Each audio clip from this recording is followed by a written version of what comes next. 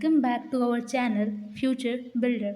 पिछले कुछ वीडियोस में हम लोगों ने केमिकल रिएक्शन एंड इक्वेशंस के कुछ इंपॉर्टेंट टॉपिक्स पढ़े, जैसे what is combination reaction, decomposition reaction, displacement reaction and double displacement reaction.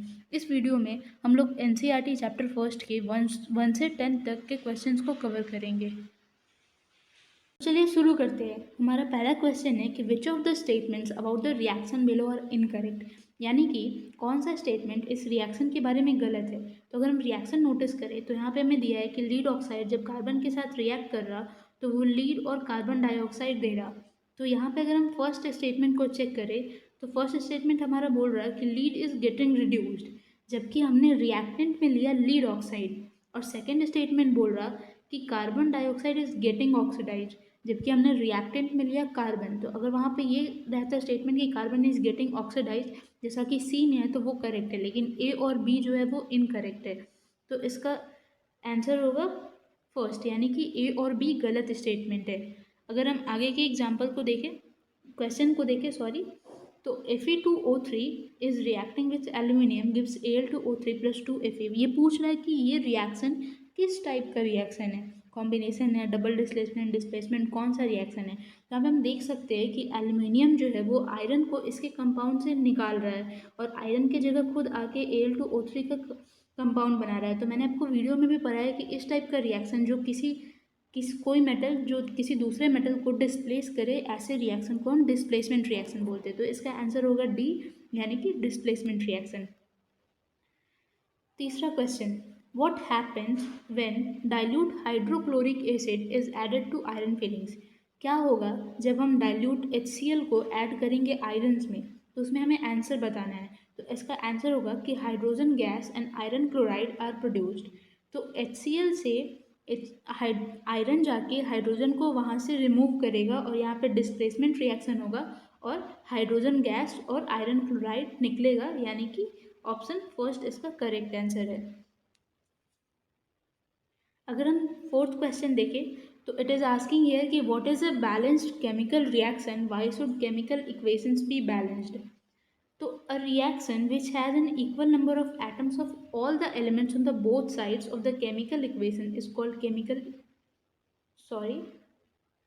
is a balanced chemical reaction। यहाँ पे थोड़ा सा गलत हो गया है, कह रहा है कि वैसा रिएक्शन जिसके दोनों साइड यानी कि रिएक्टेंट और प्रोडक्ट में भी इक्वल नंबर ऑफ उसके एटम्स हो, ऐसे रिएक्शन को हम बैलेंस्ड केमिकल इक्वेशन बोलते हैं। और बात रहा है कि ये ज़रूरी क्यों है, तो कंजर्वेशन ऑफ मास को फॉलो करने के लिए हमें बैलेंस करना किसी भी रिएक्शन को ज़रूरी पड़ता है, ताकि हम पांचवें क्वेश्चन में यहाँ पे पूछ रहा कि translate the following statements into chemical equations and then balance them, यानी कि इन सब केमिकल इक्वेशन जो भी यहाँ पे दिया हुआ है इसको पहले ट्रांसलेट करिए इसके अपने केमिकल फॉर्मूला में और फिर उसको बैलेंस करिए। तो पहला क्वेश्चन है कि hydrogen gas combines with nitrogen to form ammonia, यानी कि अगर हम देखें तो hydrogen gas combines with nitrogen to give ammonia. तो अमोनिया का जो केमिकल फॉर्मूला होता है वो होता है NH3। तो यहाँ पे हम बैलेंस करना है रिएक्शन को, तो आई होप आपको बैलेंस करने तो आता होगा। अगर नहीं आता होगा तो यहाँ पे देखिए कि यहाँ पे NH3 में हाइड्रोजन का कितना मॉलिक्यूल है, 3 मॉलिक्यूल, जबकि यहाँ पे H2 में हाइड्रोजन का 2 मॉलिक्यूल है। तो इसको बैलेंस करने के लिए हम इसके आगे 3 लगाए, और यहाँ पे अमोनिया में हाइड्रोजन का 3 मॉलिक्यूल है तो उसको होल बैलेंस करने के लिए हम आगे 2 लगाए, यानी कि 2 × 3 6 हाइड्रोजन RHS में भी और 6 हाइड्रोजन LHS में भी। तो ऐसे हम रिएक्शन को बैलेंस करते हैं। अगर इसी तरीके से सेकेंड क्वेश्चन देखें तो hydrogen sulphide gas burns into air to give water and sulphur dioxide. तो हाइड्रोजन सल्फाइड यानी कि H2S is reacting with oxygen O2 gives H2O plus 2 moles of SO2 gas. Third question, barium chloride react with aluminium sulfate to give aluminium chloride and a precipitate of barium sulfate, यानी कि barium chloride reacts with aluminium sulfate। Barium chloride का जो formula होता है वो होता है BaCl2, aluminium sulphate का Al2SO4 का होल थ्राइस वो फॉर्म करेगा एल्यूमिनियम क्लोराइड यानी कि AlCl3 और साथ में बैरियम सल्फेट यानी कि BaSO4। डन। अगर हम फोर्थ क्वेश्चन देखें तो potassium metal reacts with water to give potassium hydroxide and hydrogen gas. तो इसके रिएक्शन को अगर देखें तो पोटेशियम मेटल पोटेशियम का जो सिंबल होता है वो होता है K, is reacting with water यानी कि H2O गिव्स KOH यानी कि potassium hydroxide plus hydrogen gas. अगर हम आगे 6 क्वेश्चन पे देखें तो इसमें भी क्वेश्चन में दिया है कि इसके रिएक्शंस को बैलेंस करिए, तो उतना एक्सप्लेनेशन के लिए बैलेंस का अलग वीडियो बना दूंगी, पर इसमें अभी इसका सॉल्यूशन आप यहाँ पे देख लीजिए।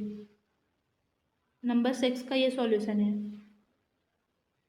क्योंकि यहाँ पे वीडियो में बताना बहुत इम्पॉसिबल हो जाता है, उसके लिए लिख के ही बनाना पड़ेगा बैलेंसिंग का वीडियो, इस वजह से यहाँ पे नहीं बता पा रहे।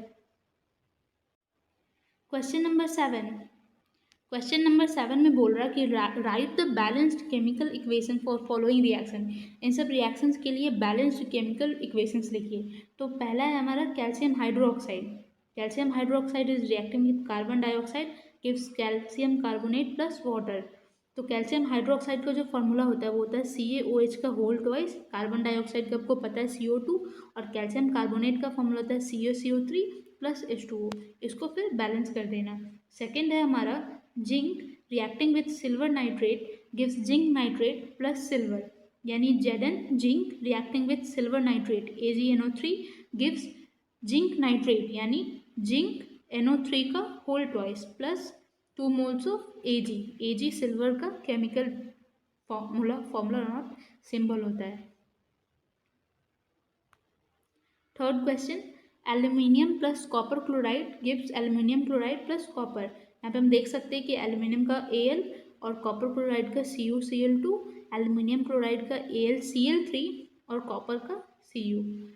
Fourth question, barium chloride potassium sulphate के साथ रिएक्ट करके दे रहा बैरियम सल्फेट और पोटेशियम क्लोराइड। वहाँ पे थोड़ा सा छिप गया है डिफ़ॉल्ट के कारण, और यहाँ पे इसका reaction BaCl2 plus K2SO4 potassium sulphate, barium chloride का BaCl2 गिव्स बैरियम सल्फेट यानी कि BaSO4, और साथ में पोटेशियम क्लोराइड यानी कि KCl, पोटेशियम का सिंबल K होता है।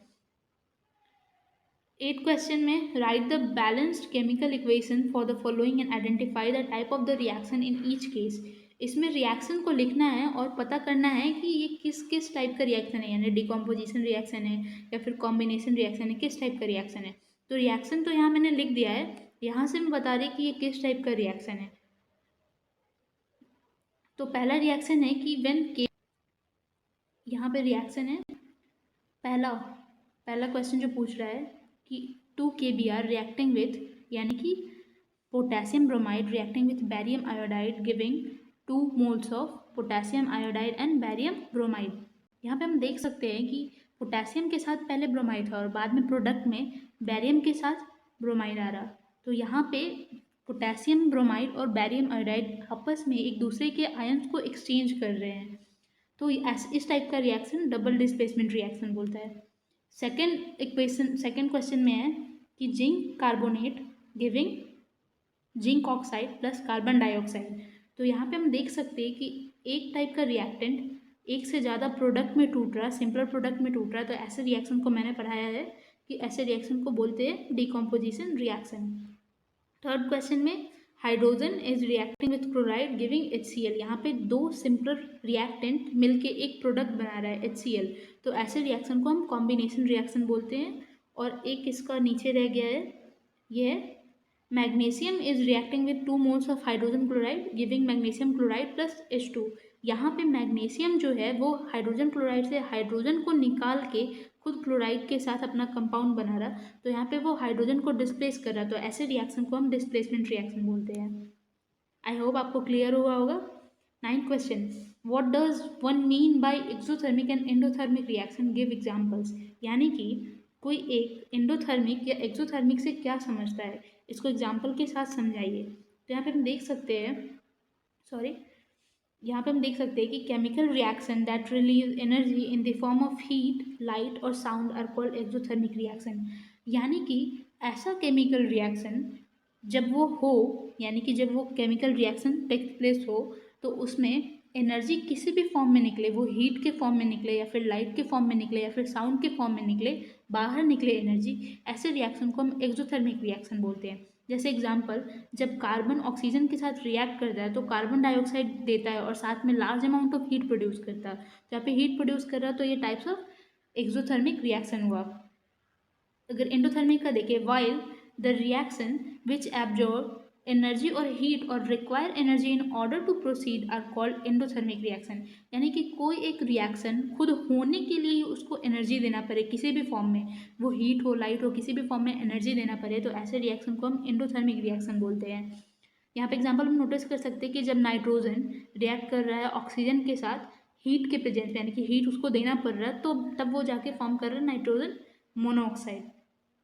हमारा 10th क्वेश्चन था कि why is respiration considered as exothermic reaction.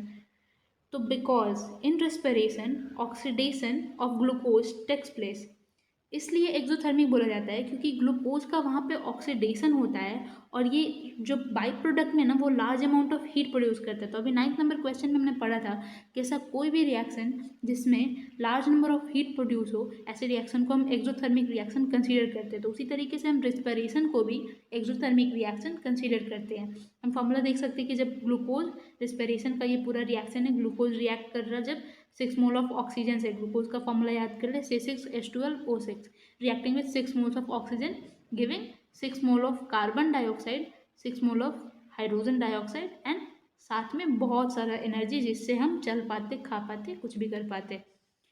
तो बच्चों ये था हमारा 1 से 10 तक का क्वेश्चन।